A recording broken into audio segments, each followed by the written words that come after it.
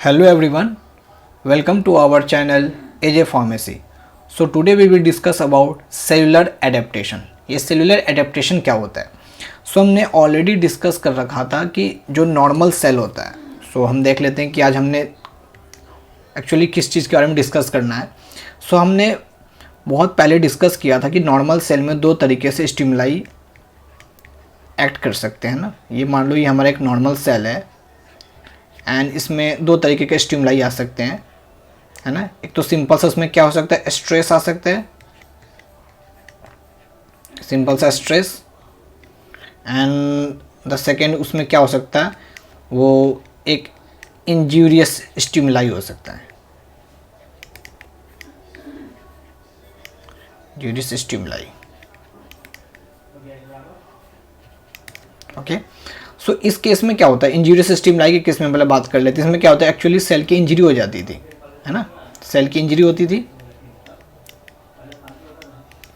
Cell की injury होती थी. और इस केस में जो स्ट्रेस होता था, इस केस में क्या होता है, सेलुलर एडेप्टेशन हमने देखने को मिलता था, सेलुलर एडेप्टेशन. ओके.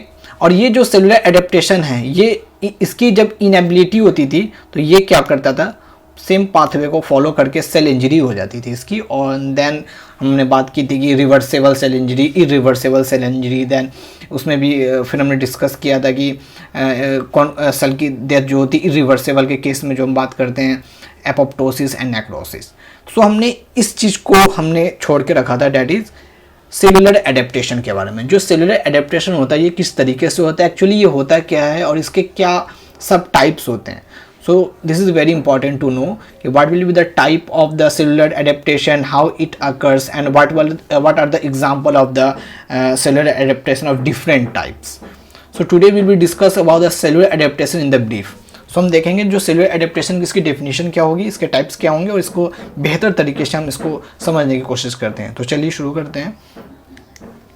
पहले देख लेते हैं कि what will be the definition of the cellular adaptation. हम इसको सिंपल वर्ड में कह सकें तो हम बोल रहे हैं कि एडेप्टेशन ये क्या है ना. तो एडेप्टेशन जो है ये एक हमारा रिवर्सेबल चेंज है in the size, number, phenotype, metabolic activity और the function of cell in response to changes in their environment, है ना. We are saying this, it is a reversible change, reversible change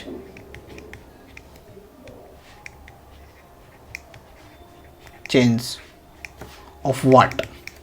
पहला हमने बोला कौन कौन से चेंजेस हो सकते हैं. पहले तो उसका क्या हो सकता है, नंबर में चेंज आ जाए, है ना, उसके साइज में चेंज आ जाए, देन उसके फिनोटाइप में चेंज आ जाए, है ना. देन हम बोल सकते हैं कि उसके मेटाबॉलिक एक्टिविटी में चेंज आ जाए, मेटाबॉलिक एक्टिविटी.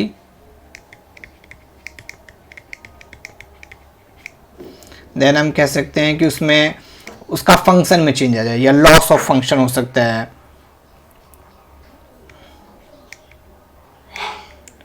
फंक्शन, है ना. ये सारे हम किस किस सेल के बारे में ऑब्वियसली बात कर रहे हैं. और ये हो क्यों रहे, why this happen, this is because change in their environment. So this happen due to changes in the environment.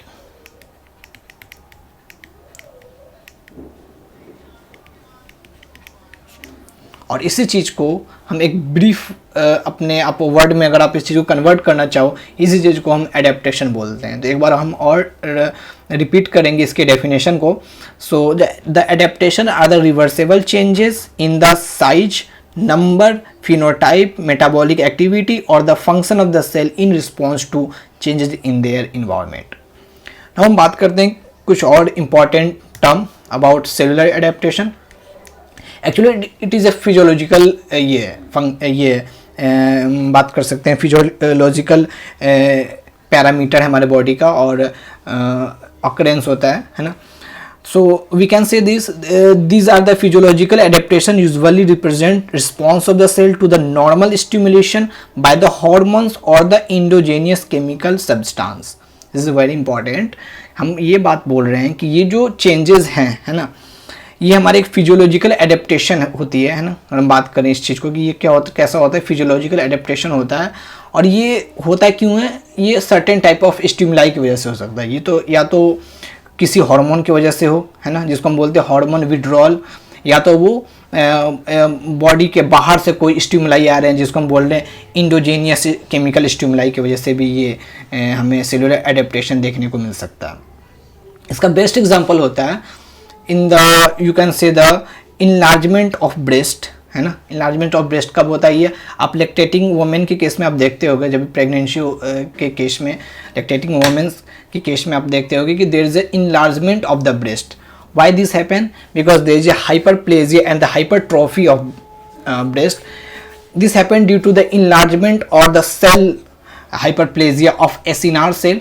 This happen due to the production, increase the production of the milk to feed the baby, है ना. ज़्यादा से ज़्यादा milk का production हो सके, है ना, बेबी के लिए.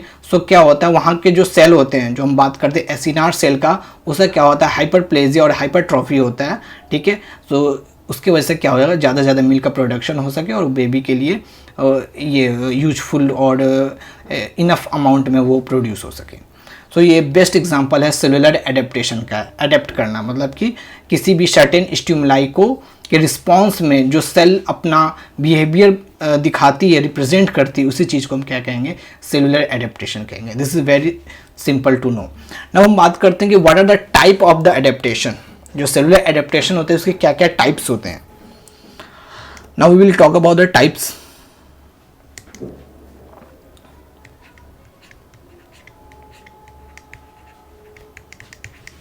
ओके. सो हम पहला टाइप की बात करें, तो first type will be the hyperplasia.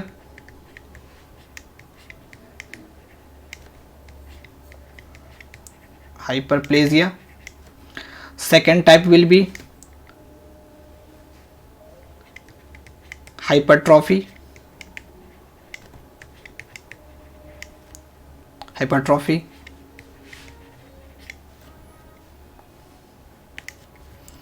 Third will be atrophy.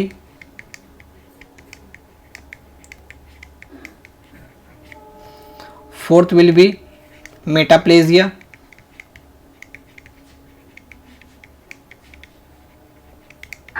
And the fifth one is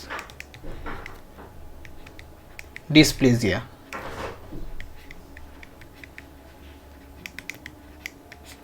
Okay. And अब यहाँ पे आप दो वर्ड को बहुत ही कॉमनली इस पांचों स्टेटमेंट के अंदर देख रहे होगे. The first one is the plegia and the second word is the trophy, है ना. क्योंकि आपको ये तो पता, हाइपर का मतलब क्या होता है, ज़्यादा, किसी चीज़ का ज़्यादा होना. ए का मतलब कम होना, है ना. मेटा का मतलब क्या होता है, किसी चीज़ में चेंज हो जाना. और डिस का मतलब क्या होता है ना, किसी चीज़ में डिसऑर्डर आ जाना, है ना, बोलते हैं ना. तो एक्चुअली दो टर्म यहाँ बहुत इंपॉर्टेंट है, that is plegia and the trophy, है ना. ये बहुत इंपॉर्टेंट है कि यहाँ पे प्लेजिया क्या होता है और ट्रॉफी क्या होता है. अगर हम इस चीज़ को समझ लेते हैं तो बाकी जो अदर है बहुत इजी हो जाएंगे आपको समझने के लिए. सो हम बोल रहे हैं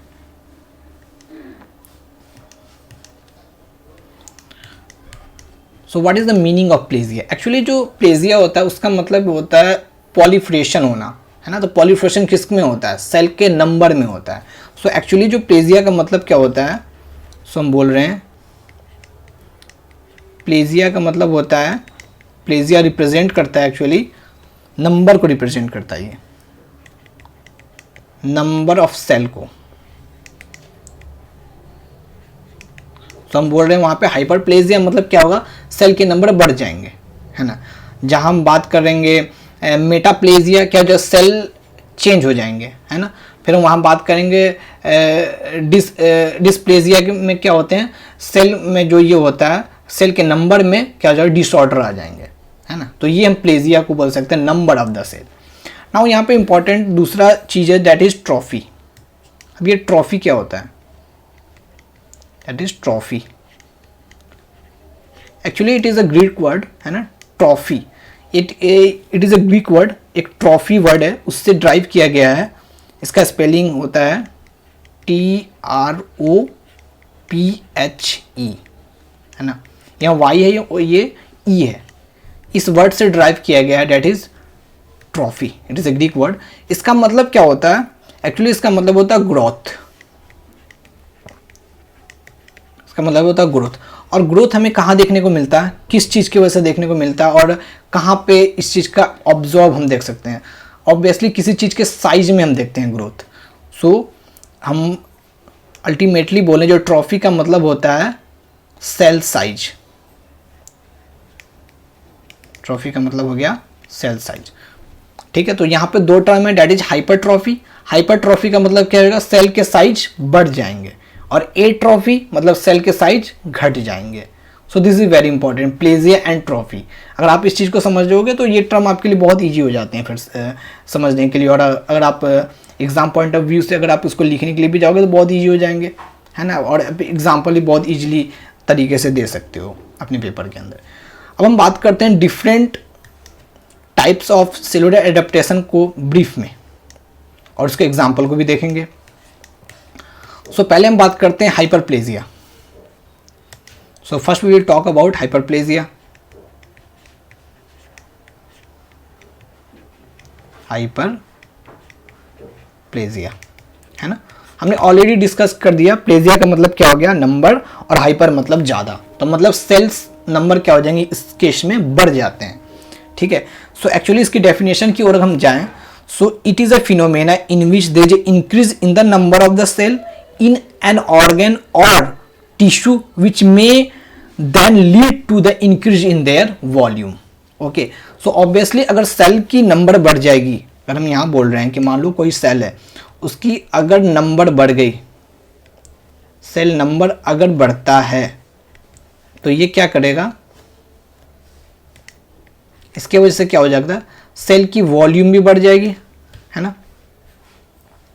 सेल वॉल्यूम क्या हो जाएगा? बढ़ जाएगा।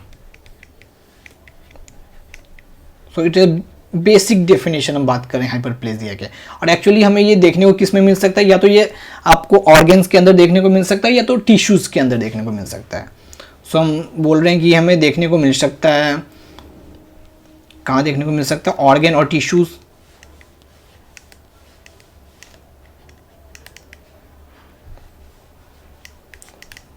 ऑर्गन और ऑर्गन्स एंड टिश्यूज के अंदर हमें ये देखने को मिलता है, डेट इज हाइपरप्लेजिया, ठीक है।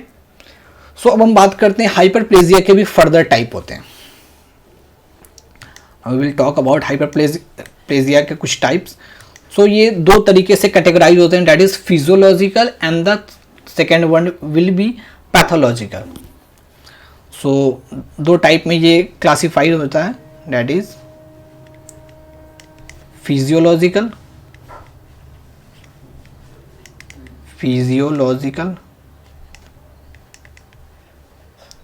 है ना। सो पहले पार्ट की हम डिस्कस करते हैं, डेट इज फिजियोलॉजिकल। हम यहाँ पर टाइप्स की डिस्कशन कर रहे हैं, types of hyperplasia. Okay, so physiological भी हम बात करें, ये फर्दर फिर दो टाइप में कैटेगराइज होता है, जो कि पहला होगा हमारा hormonal and the second one will be the compensatory. So the first one will be hormonal hyperplasia. Hormonal hyperplasia.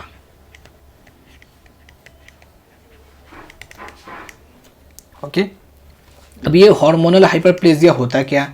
अब हम इसके बारे में डिस्कस करते हैं। ओके, सो एक्चुअली क्या होता है हार्मोनल? यहाँ पे ऑब्वियसली अब आप ध्यान से अगर देखोगे, क्योंकि यहाँ पे हार्मोन के इन्फ्लुएंस से अगर हाइपरप्लेजिया हो रहा है तो हम इसको क्या बोल रहे हैं? हार्मोनल हाइपरप्लेजिया, है ना। सो हार्मोनल हाइपरप्लेजिया में क्या होता है? There is influence of hormonal stimulation epithelia at हम बात करें कि मतलब टिश्यूज़ के बारे में बात कर रहे हैं तो कोई भी टिश्यू आप ले सकते हो, या that is columnar, squamous, epithelial, है ना। So why this happen? This a stimulation of the hormone, hormone के स्टिमुलेशन से हो रहा है, उसके इन्फ्लुएंस से हो रहा है, तो हम इसको बोलते हैं हार्मोनल हाइपरप्लेजिया। सो ये आपको किस किस केस में देखने को मिल सकता है? पहले हम बात करें hyperplasia of the female breast है ना, जैसे हमने बहुत ही ऊपर में एग्जांपल जैसे दिया था, सो इसके एग्जांपल देख लेते हैं। That is the hyperplasia of, we are talking about the hormonal hyperplasia. So there will be the hyperplasia of female breast,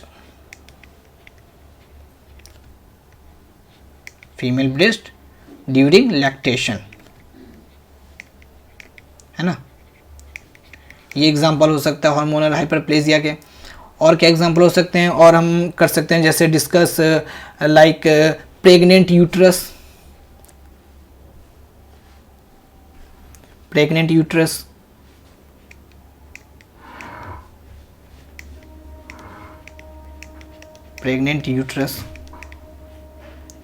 अच्छा हमने यहाँ पे हार्मोनल हाइपरप्लेजिया इसलिए बोला क्योंकि प्रोलैक्टिन के लेवल के वजह से ही होता है। ये जो हाइपरप्लेजिया होता है, जो हम बात करें ब्रेस्ट की, प्रोलैक्टिन का लेवल की वजह से क्या होता है, वहाँ पे हाइपरप्लेजिया होते हैं। सो जो हमारा पॉलीफ्रेशन होता है एसिनार्ड सेल्स का एंड मिल्क का जो प्रोडक्शन वो बढ़ जाता है। जैसे ये हार्मोनल विड्रॉल हो जाता है, फिर इसका क्या हो सकता है, फिर वो जो सेल होते हैं वो श्रिंकन हो जाते हैं और देन वो एपोप्टोसिस के थ्रू क्या हो जाते हैं, सेल की डेथ हो जाती है। ठीक है, प्रेग्नेंट यूट्रस भी हार्मोनल हाइपरप्लेजिया का बहुत अच्छा एग्जांपल है। देन हम बात करते हैं normal endometrium after menstrual cycle, है ना। ये भी कुछ एग्जांपल हो जाते हैं, हम बात करें हाइपरप्लेजिया के। सो ये कुछ एग्जांपल थे हमारे हार्मोनल हाइपरप्लेजिया के। अब हम बात करते हैं कंपनसेटरी हाइपरप्लेजिया के बारे में। Now we will talk about compensatory hyperplasia.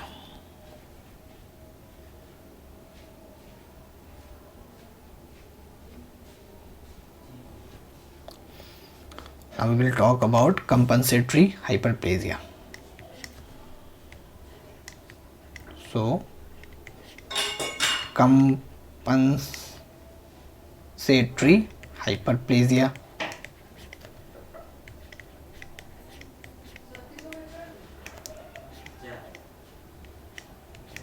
Okay. अब ये जो कॉम्पनसेटरी का मतलब ही समझ आ रहा है कि किसी चीज़ में कॉम्पनसेशन होना, है ना। अब ये हाइपरप्लेजिया क्या होगा, मान लो किसी चीज़ का छोटा हो गया तभी तो कॉम्पनसेशन होगा। मान लो कि हम यहाँ बोल रहे हैं कि सेल की जो नंबर है यहाँ पे बढ़ेगी, है ना, हाइपरप्लेजिया के केस में। सो जो कॉम्पनसेटरी हाइपरप्लेजिया जनरली देखने में वहाँ देखने को ज़्यादा मिलता है जहाँ पे ऑर्गन या तो छोटा हो जाता है या तो उसकी पॉलीफ्रेशन बहुत कम हो जाती है ना। और ये एक्चुअली हमें बहुत सारे ऑर्गन में देखने को मिल सकता है, और जनरली ये आपको देखने को मिल जाता है रीजनरेशन ऑफ द लीवर, है ना। और आपको ये देखने को मिल जाता है जैसे regeneration of epidermis after a skin abrasion, है ना। सो इसके एग्जांपल को हम यहाँ राइट अप कर लेते हैं। So regeneration of liver, regeneration of liver, it occur in the partial hepectomy,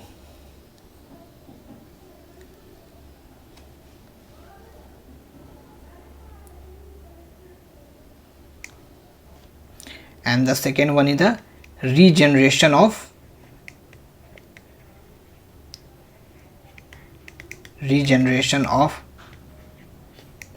epidermis.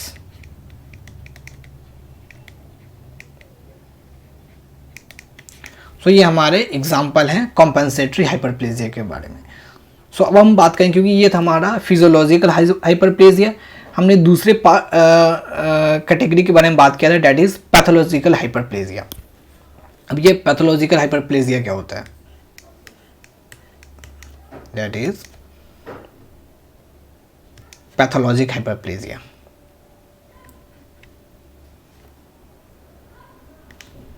Second was in the pathologic condition, pathologic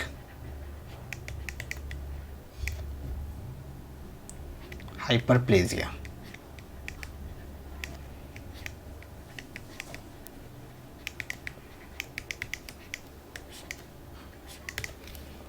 है ना।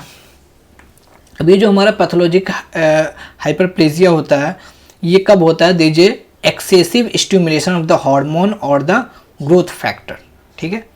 जब किसी भी हार्मोन्स का जब एक्सेसिव हो जाते हैं हमारे बॉडी के अंदर, या ग्रोथ फैक्टर का एक्सेसिव हो जाना, या उससे सर्वाइवल सिग्नलिंग का एक्सेसिव हो जाना, उस केस में ये हमें पैथोलॉजिक हाइपरप्लेजिया देखने को मिलता है। सो इसके कुछ एग्जांपल हम देख लेते हैं। So it will be like endometrial hyperplasia, है ना।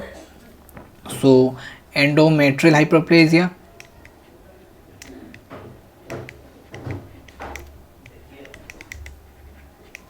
हाइपरप्लेजिया हम यहाँ पर ऊपर लिख देते हैं, बाकी हम सिंपल सा बस नेम लिखेंगे, ठीक है।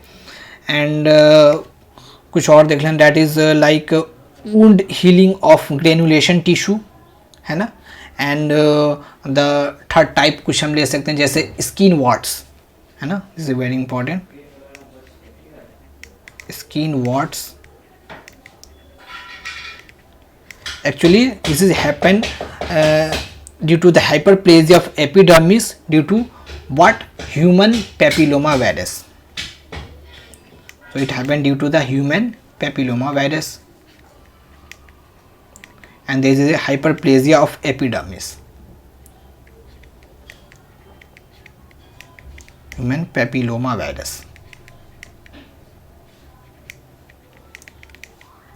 तो ये हमारे कुछ कंडीशन है जिस केस में हमारा पैथोलॉजिक हाइपरप्लेजिया होता है। सो this is all about the hyperplasia. Now अब हम डिस्कस करेंगे हाइपरट्रॉफी के बारे में। ट्रॉफी का मतलब क्या होता है, सेल का साइज, है ना। हाइपर मतलब ज़्यादा, मतलब सेल का साइज इस केस में क्या हो जाएगा, बढ़ जाएगा। उसमें सेल नंबर बढ़ रहे थे, अब इस केस में क्या होगा, सेल की साइज बढ़ेगी। अब क्या होगा, सेल की साइज बढ़ेगी। So we are saying, so this is second type, okay, hypertrophy, hypertrophy।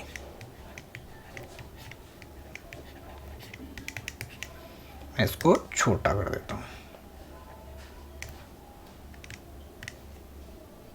So hypertrophy, okay. अब हम देखते हैं ये हाइपरट्रॉफी क्या होता है। जैसे हमने ऑलरेडी डिस्कस कर लिया, हाइपरट्रॉफी मतलब सेल की जो साइज हो जाएगी वो क्या हो जाएगी, बढ़ जाएगी।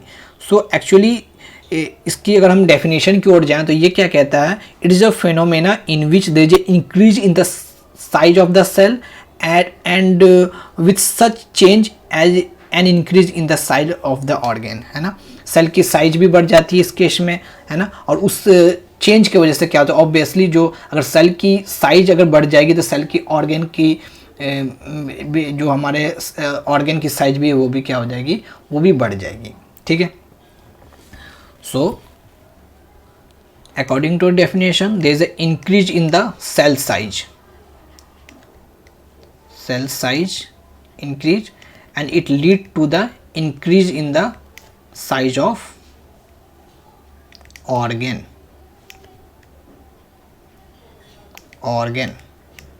और इसी चीज़ को हम बोलते हैं हाइपरट्रॉफी।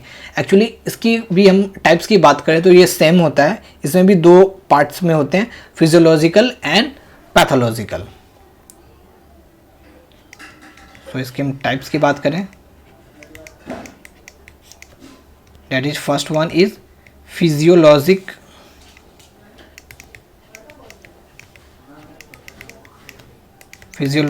एंड पैथोलॉजिक, है ना। अब ये फिजियोलॉजिक किस केस में हमें देखने को मिलता है अगर हम बात करें, so the physiologic growth of the uterus during pregnancy involve both hypertrophy and hyperplasia. Same example, क्योंकि बहुत ही एक दूसरे से कोरिलेट टर्म है। ये जो हाइपरप्लेजिया है, हाइपरट्रॉफी, दोनों एक दूसरे से कोरिलेट है ना। सेल की अगर नंबर बढ़ेगी तो ऑब्वियसली उसका साइज भी बढ़ता जाएगा, है ना। दोनों साइमल्टेनियसली एक साथ भी हो सकते हैं ना, they will occur in the same manner, है ना। सो इसके एग्जांपल भी आप सेम तरीके से ले सकते हो, है ना। So there will be the physiologic growth of the uterus. So हम यहाँ लिख देते हैं physiologic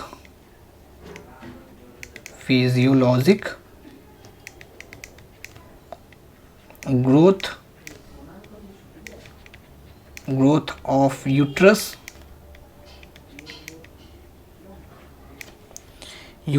during pregnancy during pregnancy.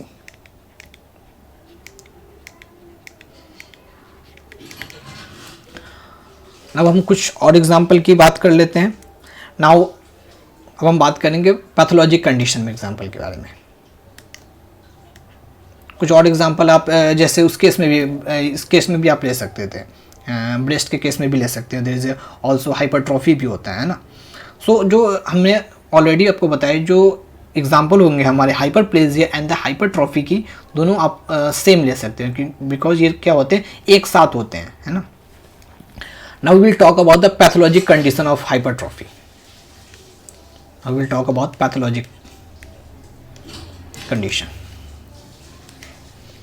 So the second one is pathologic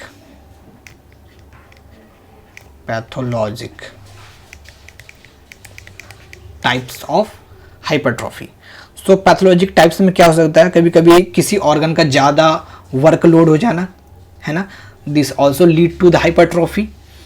also the hormone stimulation and the growth factor, same ही जो हमने वहाँ भी बात की कि हार्मोन एक्सेसिव ज़्यादा हो जा रहे थे, है ना, किसी चीज़ का वर्कलोड हो जाना। इसका बहुत अच्छा एग्जांपल होता है जब हम एक्सरसाइज करते हैं तो जो हमारे क्या होता है, मसल्स बढ़ने लगते हैं ना।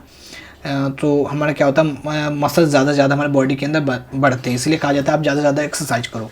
सो वहाँ पर एक्चुअली होता क्या है कि there is a hypertrophy of जो हमारे मसल सेल्स हो जाते हैं और उसके वजह से हमारे मसल्स ज़्यादा दिखने लगते हैं और मसल का जो फॉर्मेशन होता है वो बढ़ जाता है, वो एक्चुअली अपने नॉर्मल साइज से ज़्यादा हो जाते हैं, ठीक है।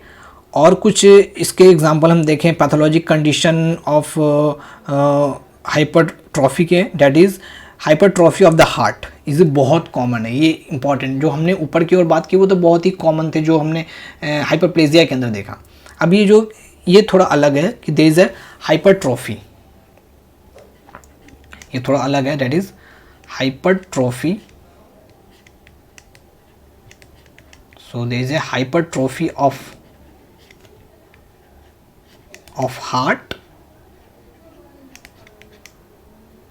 heart is the most common stimulus in the chronic hemodynamic workload, है ना। ये हमें किस कंडीशन में देखने को मिलता है, क्रोनिक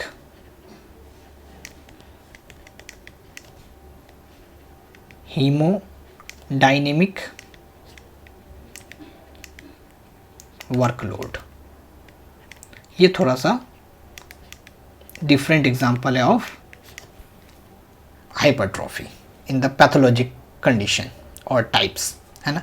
अब ये बहुत इंपॉर्टेंट हो जाता है कि समटाइम की जो हाइपरप्लेजिया और जो हमारा हाइपरट्रॉफी के बीच का क्या रिलेशनशिप है।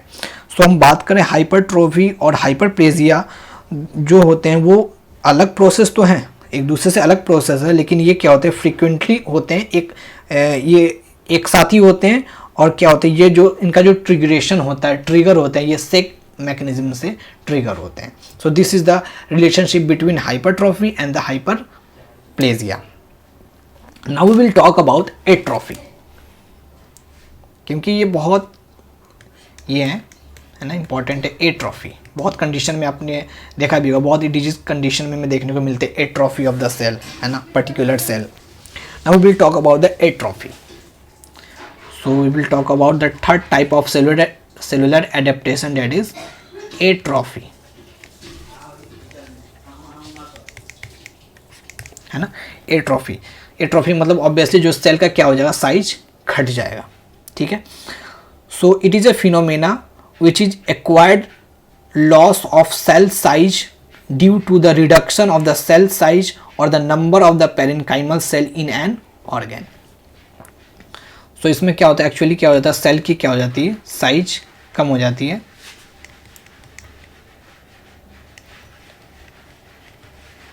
सेल साइज कम हो जाएगा and it lead to the reduction of the और the in decrease in the number of the parenchymal cell. Okay, now we will talk about the types of the atrophy. बहुत easy था definition, अपने words में भी आप इस चीज़ को ये कर सकते हो, एक्सप्लेन कर सकते हो ना। सो हम टाइप की बात करें, इसका भी सेम टाइप हो जाएगा, है ना। फिजियोलॉजिकल कंडीशन में भी हो जाएगा और पैथोलॉजिकल कंडीशन में भी हो जाएगा। Now we are talking about the types of atrophy, है ना। सो पहला हो गया हमारा physiologic atrophy, and the second one is a pathologic atrophy. So हमारा फिजियोलॉजिक एट्रोफी किस केस में देखने को मिलता है, ये कि एक्चुअली ये हमें एजिंग के केस में बहुत देखने को मिलता है। जो हमारा ब्रेन होता है एक पर्टिकुलर एज होने के बाद वो छोटा होता जाता है, जैसे एट्रोफी ऑफ ब्रेन होता है, ठीक है। और हम और बात करें कि जो हमारे गोनेट्स हैं, है ना, आफ्टर द मेनोपॉज वो क्या होते हैं, वो उसका भी एट्रोफी होता है। देन हम बात करें जो हमारे एट्रोफी ऑफ लिम्फोइड टिश्यू भी होते हैं, है ना, अपेंडिक्स भी होता है, और थाइमस भी हम बात करते हैं तो होता है। तो हमें कौन कौन से केस में देखने को मिल सकता है एट्रोफी ऑफ, हम कुछ एग्जांपल को ले लेते हैं। एट्रोफी ऑफ ब्रेन, है ना, किस केस में हम देखते हैं, एजिंग के केस में मिलता है हमें देखने को, है ना। Then we are talking about atrophy of gonads, atrophy of gonads menopause के केस में,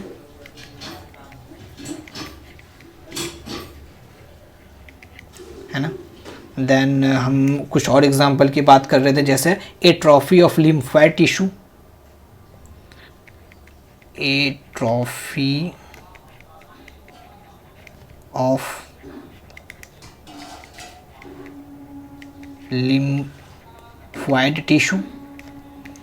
So these are the some example of physiologic atrophy. Now we will talk about the pathologic atrophy.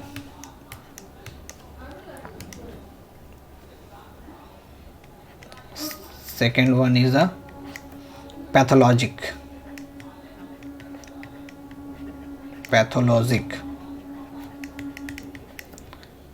है ना। पैथोलॉजिक टाइप्स की बात करते हैं atrophy की। सो ये एक्चुअली कौन कौन से केस में हमें देखने को मिलता है। सो इस्कीमिक एट्रोफी, है ना, ये बहुत अच्छा एग्जांपल है। हम बात करें pathologic condition of atrophy, then हम बात करते हैं neuropathic atrophy, endocrine atrophy, pressure atrophy, then idiopathic atrophy. So these are the some condition for the pathologic atrophy. So कुछ एग्जांपल को हम यहाँ नोट डाउन कर लेते हैं। That is like ischaemic, so this is ischemic atrophy, है ना। and the second one is a neuropathic atrophy. Now endocrine atrophy,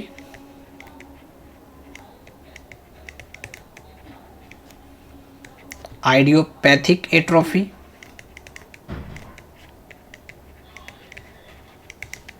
so these are the condition for the pathologic atrophy. so हमने ये बात किया atrophy of the cellular adaptation. हमने 3 cellular adaptation के बारे में बात कर लिया। अब हम चौथे के बारे में बात करेंगे, डैट इज मेटाप्लेजिया, जिसमें क्या होता है, सेल क्या होते हैं, चेंज हो जाते थे इसमें।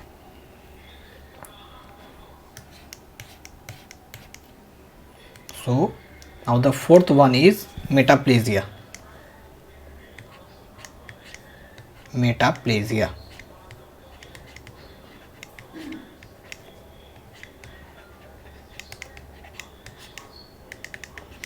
अब ये मेटाप्लेजिया क्या होता है, it is also a reversible change, because हम सेलुलर एडेप्टेशन की बात कर रहे हैं और सेलुलर एडेप्टेशन अल्टीमेटली एक रिवर्सिबल चेंज है, in which an adult cell type is replaced by another adult cell type। ठीक है, एक सेल दूसरे सेल से क्या हो जाएगा, यहाँ पर रिप्लेस हो जाएगा। इसी चीज़ को हम क्या बोल देंगे, मेटाप्लेजिया बोल देंगे। इसके कॉजेज क्या हो जाएंगे। सो क्या हो जाता है, यहाँ पे रिप्लेस हो जाता है। सो हम यहाँ पे लिख देते हैं replacement of one adult cell to another one,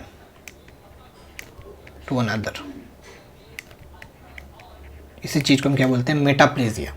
ये कौन कौन से चेंजेस की वजह से हो जाते हैं, और ये इसका रीज़न क्या हो सकता है? पहला, change in the environment, changes in environment,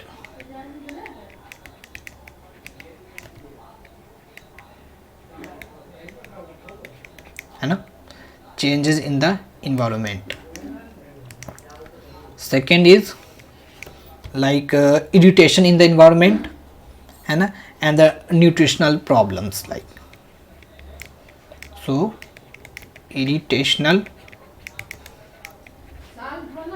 environment, irritational in और irritation in the environment, so हम इसको बोल देते हैं इरिटेशनल इन्वायरमेंट, है ना, इन्वायरमेंट, है ना। So these are the causes for the metaplasia. Now हम इसकी टाइप की बात करते हैं मेटाप्लेजिया के, तो ये हमारे दो टाइप में क्लासीफाई होते हैं, और ये जो क्लासिफिकेशन है ये टिश्यू के ये पे डिपेंड करता है, टिश्यू के टाइप पे डिपेंड करता है इसकी क्लासिफिकेशन। जो पहला हमारा होता है एपिथेलियल मेटाप्लेजिया, और दूसरा हमारा होता है columnar metaplasia. So the types की बात करें of metaplasia is epithelial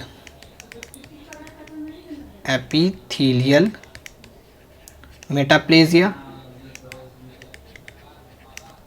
epithelial metaplasia, है ना। सो हम पहले के बारे में पहले डिस्कस कर लेते हैं, व्हाट इज एपिथेलियल मेटाप्लेजिया। सो जो हमारे एपिथेलियल मेटाप्लेजिया है ना, ये जो हमारे एपिथेलियल मेटाप्लेजिया होता है, इसको हम फिर फर्दर क्लासीफाई करते हैं, ठीक है। हमारा पहला हो गया squamous metaplasia and the columnar metaplasia. जैसे हमने बोला एपिथेलियल, क्योंकि इसके जो टाइप्स हैं, क्योंकि यहाँ पे हम सब क्लासिफिकेशन कर रहे हैं, हमने बोला था दो टाइप्स में, हमने दो टाइप्स से बात की थी एपिथेलियल के बारे में। सो जो एपिथेलियल में हमें बहुत सारे टिश्यूज़ के टाइप होते हैं ना, सो इसको भी हम दो पार्ट में कर रहे हैं। पहला क्या हो गया हमारा एपिथेलियल मेटाप्लेजिया का भी सब क्लासिफिकेशन है, डेट इज स्क्वामस मेटाप्लेजिया, ठीक है, squamous metaplasia, and the second one is the columnar metaplasia. हम देखते हैं कुछ स्क्वामस मेटाप्लेजिया के बारे में, ठीक है। सो इसके कुछ एग्जाम्पल में देख लेते हैं। So the example with the changes in the bronchus, ये हमें कहाँ देखने को मिलता है? Changes in bronchus, changes in the bronchus. Second one is the uterine endocervix, uterine endocervix,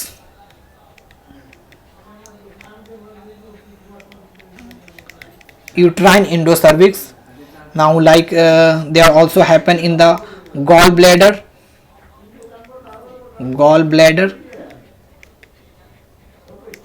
और like यूरिनरी ब्लैडर, है ना। ओके, सो हमें इसकी जो कॉज की बात करें स्क्वामस मेटाप्लेजिया के कॉज के बारे में, so it generally happen due to the deficiency of vitamin A, है ना। और विटामिन ए के डेफिशिएंसी से जो हमारा क्या होता है, हमारे स्क्वामस मेटाप्लेजिया होते हैं, और ये हमें देखने को नोज़ में मिलते हैं, है ना, जो कि हमें ब्रोंकी में, यूरिनरी ट्रैक्ट में, लेक्राइमल और द सलाइवरी ग्लैंड में हमें देखने को मिलते हैं। That is the squamous epithelia metaplasia of course, this is happen due to the deficiency of vitamin A. So इसका जो हम कॉज की बात करते हैं, जो हमारा स्क्वामस होता है, इसका जो कॉज होता है, इसका जो कॉज होता है क्या होता है? Vitamin A deficiency. Vitamin A का क्या होता है? डेफिशिएंसी की वजह से हमारा क्या होता है, ये कॉज होता है। हम इस चीज़ को ओके रफली हम इस चीज़ को बोल सकते हैं, आप इस चीज़ को समझ लो, है ना। Now will talk about the second type of epithelial metaplasia, that is columnar metaplasia. और the second type of epithelial metaplasia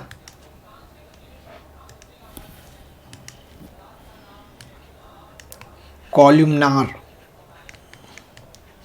columnar metaplasia.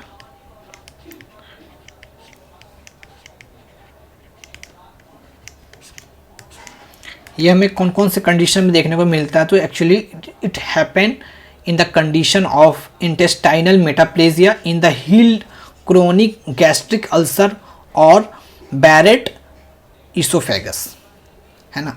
सो ये हमें देखने को मिलता है इंटेस्टाइनल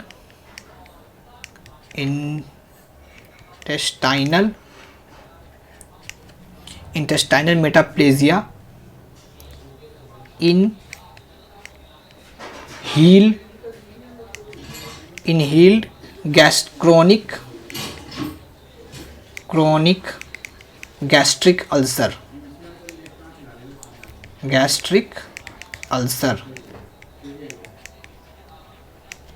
और ये हमें देखने को मिलता है बैरेट इसोफेगस में, बैरेट इसोफेगस। ओके, अब ये जो बैरेट इसोफेगस क्या होता है, बहुत इंपॉर्टेंट, समटाइम कभी कभी पूछ भी लिए जाते हैं। सो एक्चुअली जो बैरेट इसोफेगस, क्योंकि जो हमारे इसोफेगस के अंदर क्या हो रहा है, समथिंग लाइक अ डिसऑर्डर हो रहा है ना। डिजीज़ के नाम पे हमने इसका डिजीज़ है ना, इसोफेगस का डिजीज़ है, साइंटिस्ट के नाम पे ऑब्वियसली इस डिजीज़ को रखा गया है, इस डिसऑर्डर को रखा गया है।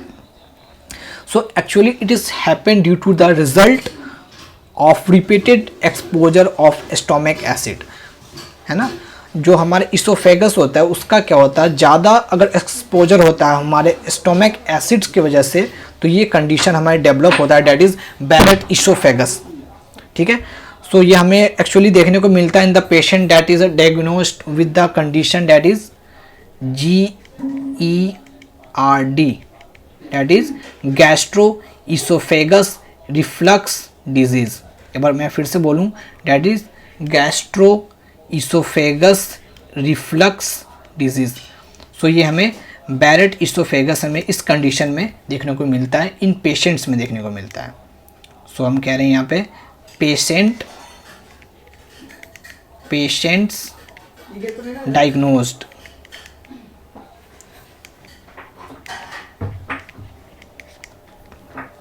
सो this is all about the कॉलुमनार metaplasia, है ना।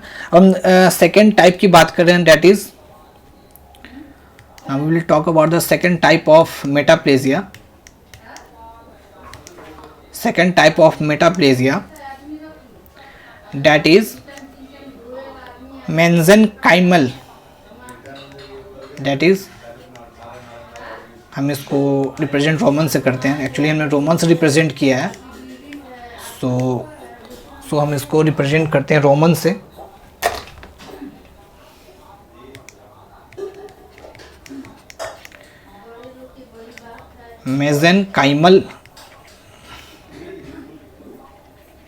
मेजेनकाइमल मेटाप्लेजिया, है ना। और ये एक्चुअली हमें देखने को मिलता है कार्टिलेजिनियस मेटाप्लेजिया में, कार्टिलेजिनियस मेटाप्लेजिया,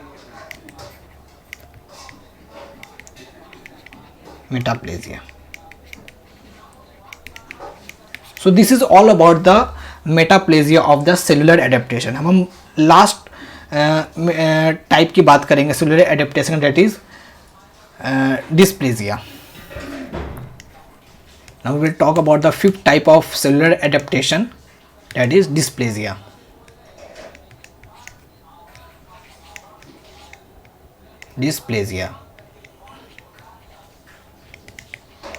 एक्चुअली क्या हमने बोला था, प्लेजिया का मतलब सेल के नंबर के बारे में, और डिस मतलब डिसऑर्डर, ठीक है। तो उसके जो नंबर है उसके में क्या हो जाएगा, certain type of disorder happening हो रहा है, तो हम इस चीज़ को बोलते हैं dysplasia.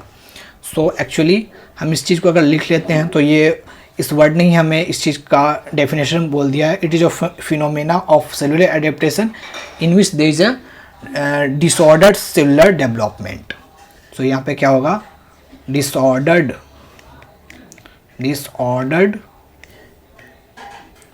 Cellular development,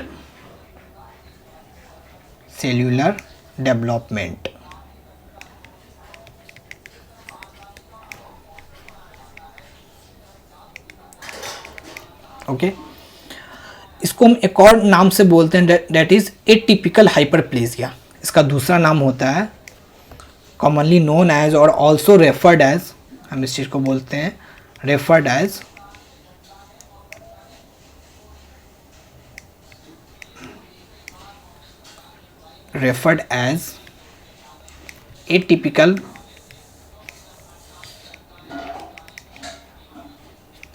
atypical hyperplasia,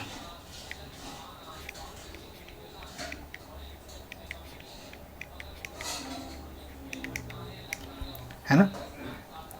ये जो हमारा डिस्प्लेजिया होता है, इसकी जो हम कैरेक्टरिस्टिक की बात करें, हम इसको किस तरीके से आइडेंटिफाई कर सकते हैं। सो जो डिस्प्लेजिया होता है, it is characterized by the cellular proliferation और द साइटोलॉजिक चेंजेस की वजह से हमें इस चीज़ को हम आइडेंटिफाई कर सकते हैं, दैट इज़ डिस्प्लेजिया को। सो हमें कौन कौन से चेंजेस को हम अगर हम ध्यान से देखें तो हम इस एडेप्टेशन को देख सकते हैं या इस चीज़ को आइडेंटिफाई कर सकते हैं या उसके कैरेक्टरिस्टिक को हम जान सकते हैं। तो कौन कौन से चेंजेस होंगे? So we are talking about the characteristic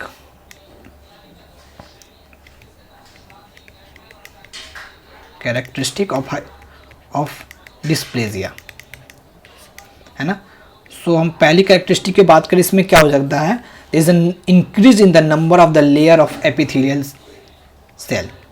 So there is an increase in the number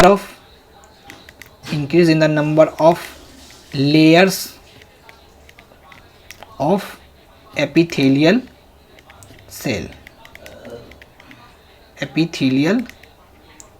cells। Okay, कुछ और कैरेक्टरिस्टिक देख लेते हैं। there is a increase in the mitotic activity। there is an increase in the mitotic activity also, it is a characteristic of dysplasia। also disorderly arrangement of the cell from the basal layer to the surface layer। basal layer से surface layer में क्या हो जाता है, sometime disorderly arrangement हो जाता है, और इस चीज़ को हम characterize, इस changes को हम कह सकते हैं there is a dysplasia happening here। कुछ एग्जाम्पल की बात करें डिस्प्लेजिया के, so we will talk about the example for the dysplasia. इसके फर्दर कोई टाइप्स नहीं होते, हमने ऑलरेडी बता दिया आपको, है ना। सो हम बात करें एग्जाम्पल के ऑफ डिस्प्लेजिया। फर्स्ट बात करें, so they are generally happening in the where uterine cervix में देखने को मिलता है ये आपको dysplasia. Uterine cervix,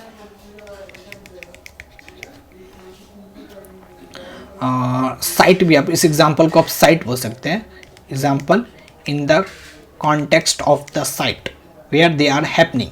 so they are happening in the uterine cervix, also they are happening in the respiratory tract.